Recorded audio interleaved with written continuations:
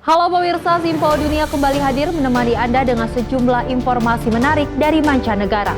Tentunya bersama saya, Selis Regar, inilah Simpo Dunia selengkapnya.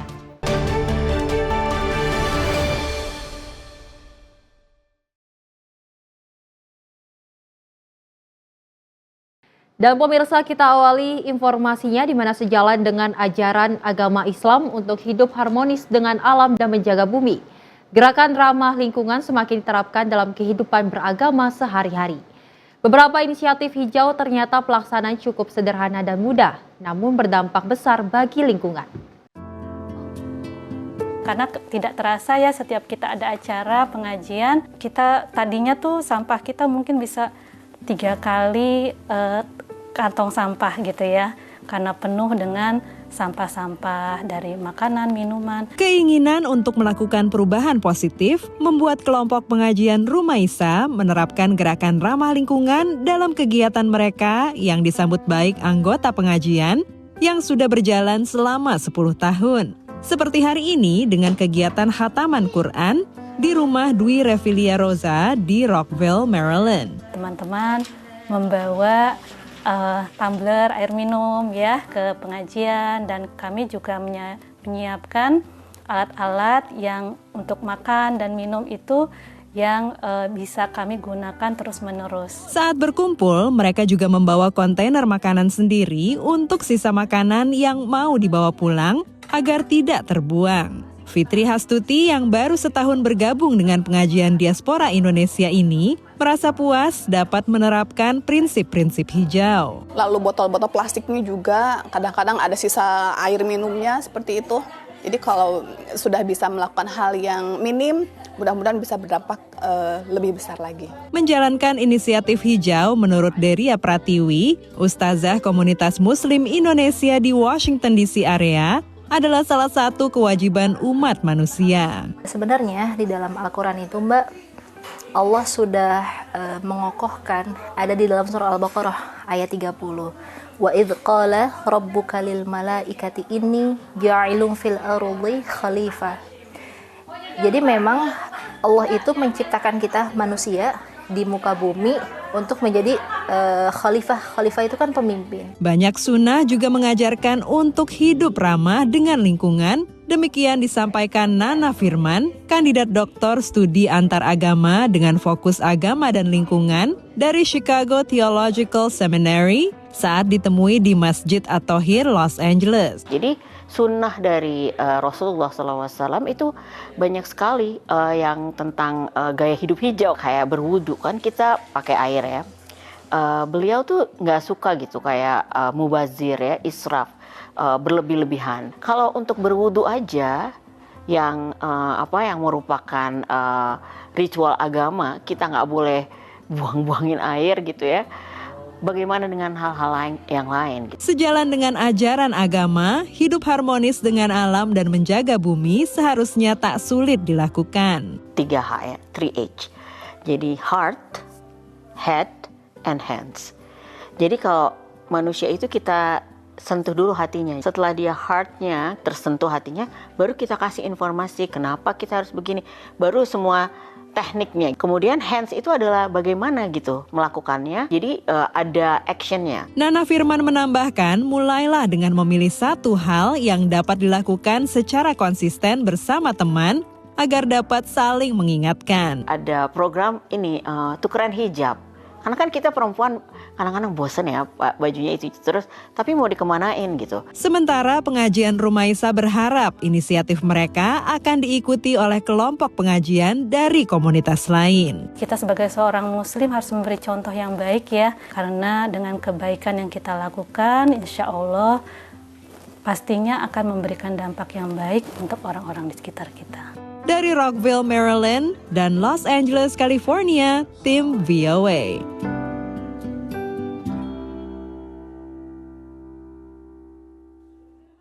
Sementara itu pemirsa, masker diwacanakan dilarang di kota New York. Alasan utamanya adalah untuk atasi kejahatan yang meningkat di kereta bawah tanah. Pemirsa, wacana ini namun ditimbulkan perdebatan yang cukup panjang. Jutaan orang bergantung pada sistem kereta bawah tanah New York setiap harinya. Namun kejahatan kerap menjadi momok bagi para penggunanya. Berdasarkan laporan The New York Times, penyerangan dan pembunuhan meningkat angkanya sejak tahun 2019 di subway. Pelaku seringkali gunakan masker untuk samarkan identitas mereka. It gives people anonymity, and this anonymity actually increases their bravado to commit these crimes. They feel that, you know what, if I have a mask, it's going to be harder for them to catch me. Bulan Agustus 2024, Nassau County, sebuah kawasan satelit dari kota New York, sahkan larangan orang-orang untuk kenakan masker di muka umum. Well, there are numerous instances of where criminals were using masks to hide their identity.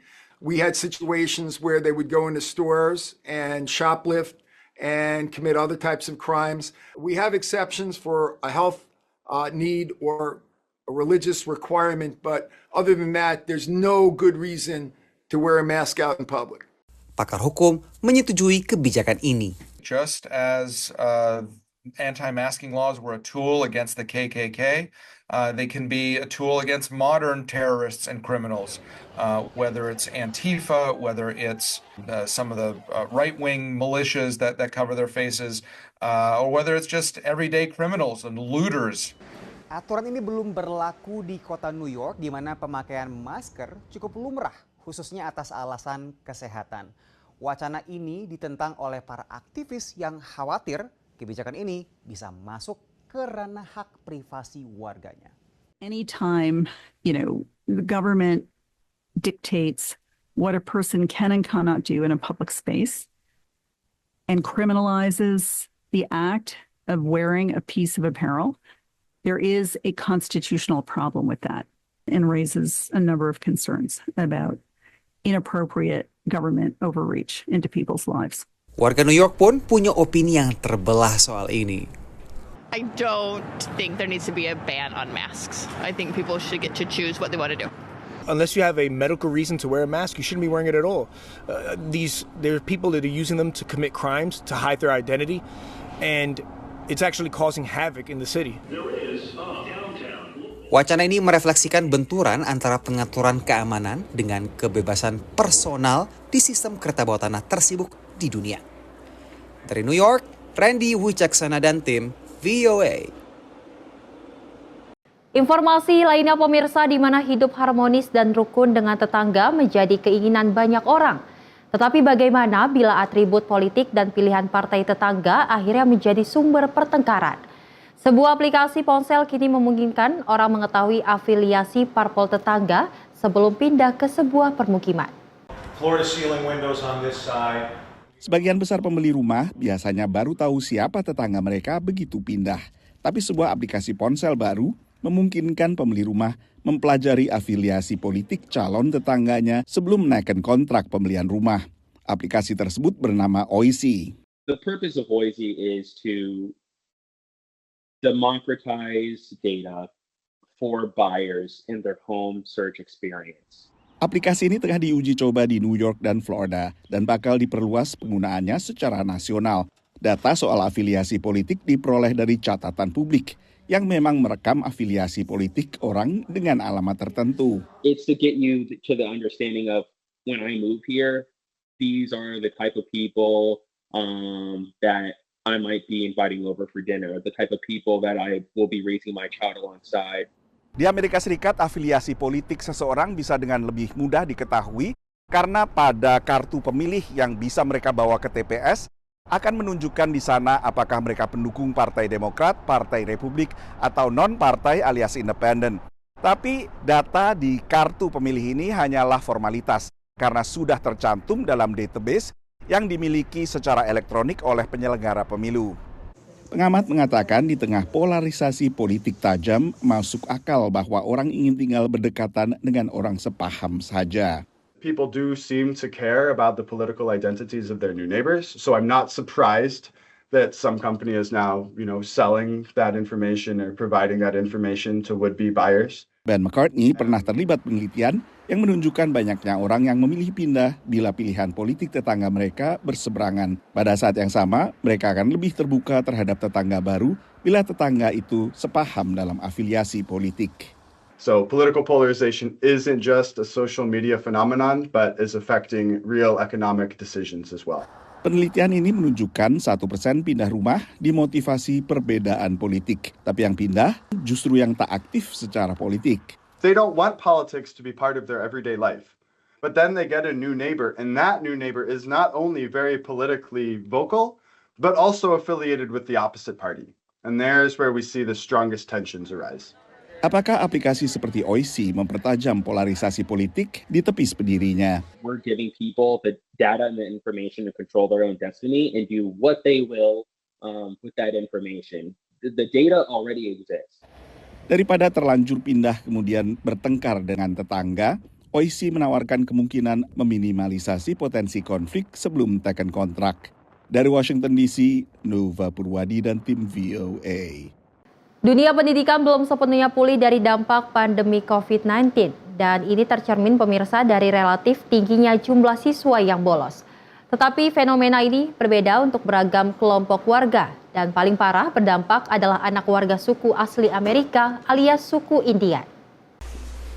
Kota San Carlos di negara bagian Arizona dulu memiliki tingkat bolos kronis tinggi.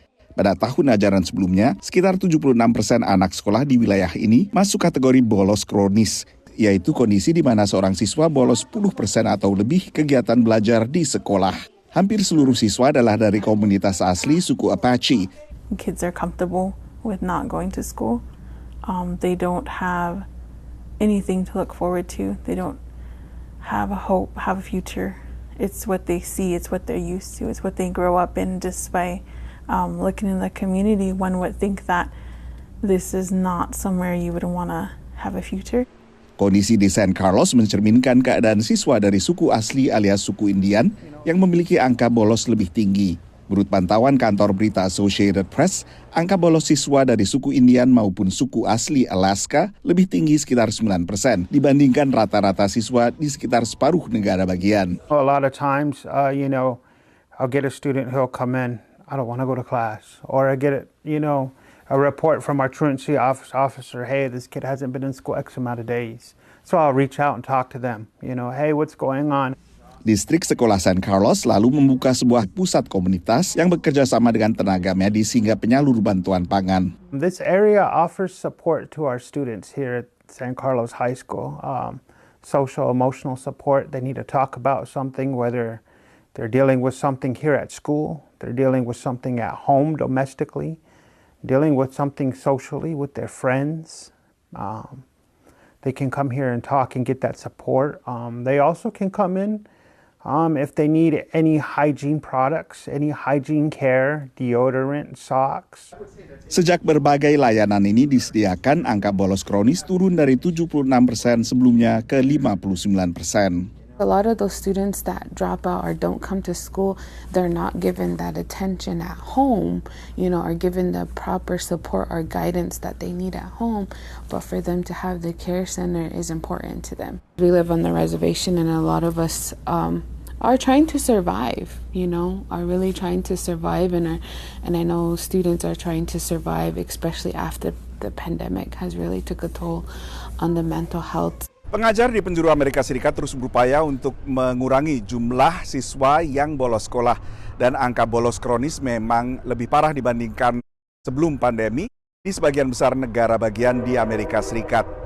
Pendekatan yang ditempuh adalah perbaikan data agar sistem absensi lebih akurat, lalu juga peningkatan komunikasi dengan orang tua. Dari Washington DC, saya Nova Purwadi dan tim VOA. Terima kasih pemirsa, Anda masih menyaksikan Simpo Dunia dan informasi kita lanjutkan di mana saat kebakaran besar terjadi di sekitar Los Angeles baru-baru ini, banyak warga memanfaatkan sebuah aplikasi ponsel untuk mendapat informasi terkini mengenai bahaya kebakaran. Dan aplikasi ini pemirsa memakai beragam sumber data untuk memberikan informasi terinci kepada penggunanya. Ketika kebakaran Los Angeles membakar dan mengancam sejumlah komunitas, maka warga dan regu pertolongan pertama memerlukan informasi yang bisa segera digunakan untuk mengetahui zona evakuasi, arah angin dan asap, pemadaman listrik, dan berbagai informasi lain. Banyak warga bergantung pada aplikasi Watch Duty yang dioperasikan sebuah tim yang berada ratusan kilometer jauhnya di California Utara. Watch Duty memberikan informasi penting kepada warga tentang wabah baru, perubahan pola angin, dan masalah lainnya. Ini bisa dianggap sebagai pusat operasi darurat virtual yang memberikan informasi terbaru dari beberapa kawasan permukiman saat krisis sedang terjadi. My emergency and my neighbor who lives, a quarter mile away from me, our emergencies are much different as well. That rings true through communities everywhere, and that's where technology really comes in. Penyampaian informasi terinci dan terlokalisasi oleh Watch Duty adalah salah satu alasan mengapa aplikasi ini memiliki 7 juta pengguna. Sebagian besar mengunduh aplikasi dalam beberapa pekan terakhir. Kesuksesan Watch Duty menunjukkan bahwa teknologi seperti kecerdasan buatan dan sensor akan memberikan warga dan regu pertolongan pertama informasi waktu nyata yang dibutuhkan untuk bertahan hidup dan melawan bencana alam. Salah satu mitra teknologi Watch Duty adalah Alert California yang dijalankan Universitas California di San Diego. Jaringannya terdiri atas 1.000 kamera lebih di seluruh California yang telah disempurnakan dengan kecerdasan buatan, yang seringkali mendeteksi kebakaran sebelum ada laporan warga. Together we become the eyes and ears, and then we disseminate that into reports to the public through our platform. Mitra Watch Duty lainnya adalah N5 Sensors, perusahaan di Maryland yang memasang sensor di darat untuk mendeteksi asap, panas, dan tanda-tanda kebakaran lainnya. They are like a nose, if you will. So they detect smoke anomalies and different chemical patterns in the air. Meski kebakaran menjadi fokusnya, Watch Duty juga berencana untuk melacak bencana alam lainnya, seperti tornado, angin topan, gempa bumi, dan tsunami. We want to be that one-stop shop where people can go and get this information, and in those times of duress, have a source that makes it clear and concise what's happening. Layanan Watch Duty mencakup 22 negara bagian, sebagian besar di kawasan barat Amerika. Dan mereka berencana memperluas layanannya ke seluruh wilayah Amerika Serikat. Dari Washington DC, saya Helmi Yohanes dan tim VOA. Pemirsa, musim penghargaan film dengan puncaknya The Oscars pada 2 Maret 2025 kembali menguak kesenjangan antara sukses sebuah film di box office dengan pemberian penghargaan. Di mana satu jenis film yang sering kurang diperhitungkan adalah film animasi yang tak banyak dinominasikan sebagai film terbaik. Inside Out 2 menjadi film berpenghasilan terbesar sepanjang 2024. Film ini meraih $653 juta di box office domestik dan lebih dari $1 miliar dari bioskop di luar Amerika Serikat dan Kanada. Wild Robot juga menjadi salah satu film sukses sepanjang tahun yang sama. Tapi Wild Robot maupun Inside Out kedua tak masuk dalam nominasi Piala Oscar untuk film terbaik. In general, animation is just in its little corner on its own, but we'd love to champion it to be considered for best film, of course. Yeah. In fact, when we made Chicken Run in 2000, there was no animated feature category. We got nominated for a Golden Globe. There was a category in the Golden Globes, but not in the Oscars. Piala Oscar untuk kategori film animasi terbaik sendiri baru mulai diberikan pada 2002. Sepanjang sejarah Oscar selama hampir 1 abad, hanya 3 film animasi pernah dinominasikan untuk film terbaik. Diawali dengan Beauty and the Beast pada 1992, lalu Up, kemudian Toy Story 3. Saat penganugerahan Academy Awards tahun 2023, sutradara Guillermo del Toro mendesak penyelenggara Oscars untuk membuka kesempatan bagi film animasi menjadi film terbaik, karena menurutnya animasi adalah bagian industri film. I think what people often don't understand is that animated films, even ones made with computers, are handmade. And the same decision-making goes into those kind of films, in fact, even more so than like live action. Because you don't get anything by accident or by happenstance. You have to plan everything. So I would love to see it, but obviously I don't get to call that stuff. Robot recharge time. Tapi sutradara film animasi menyadari tema humor dan juga stereotip animasi sebagai film untuk anak juga menghalangi apresiasi terhadap film seperti ini. In part, animation does it to itself. We keep making movies with fart jokes and whatever, low humor, which I love too. I love low humor. But I think there is a certain caliber that people are looking for in a Best Picture. And so, we got to step it up.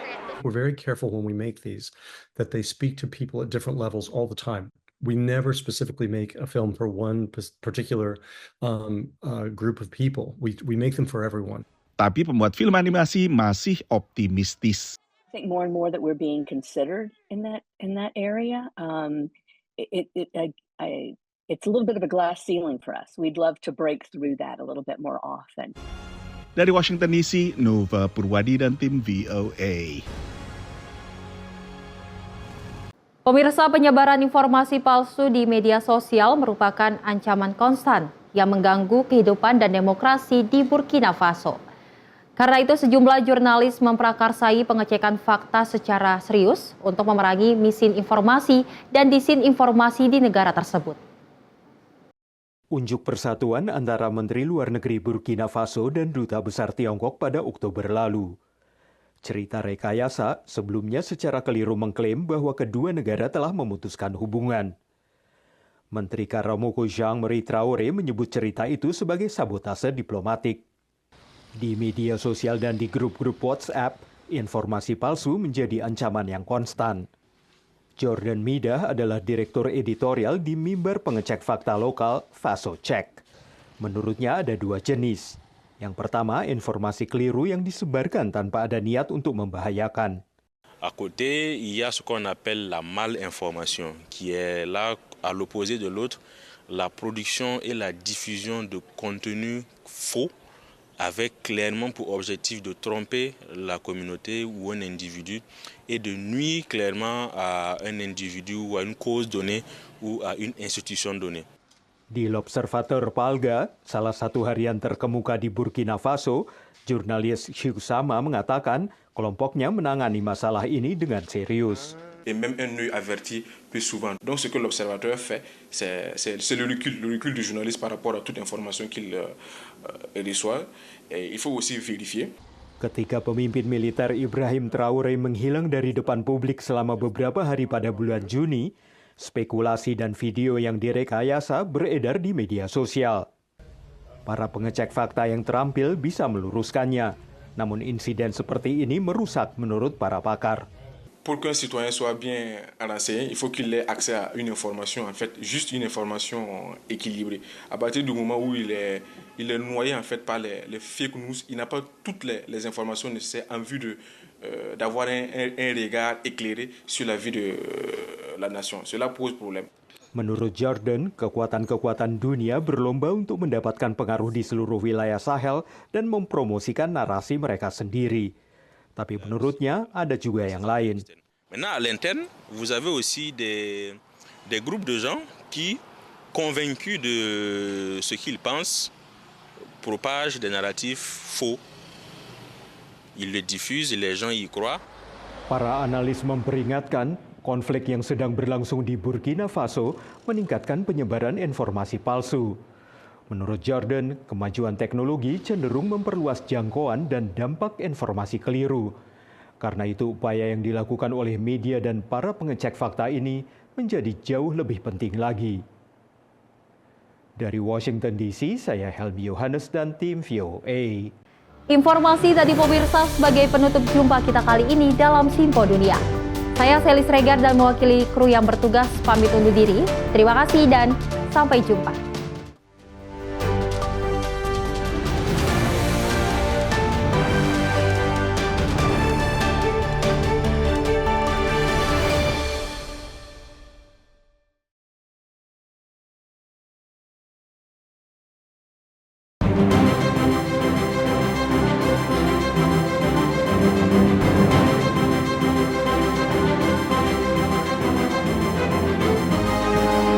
Simpo TV, News, Sport, Entertainment.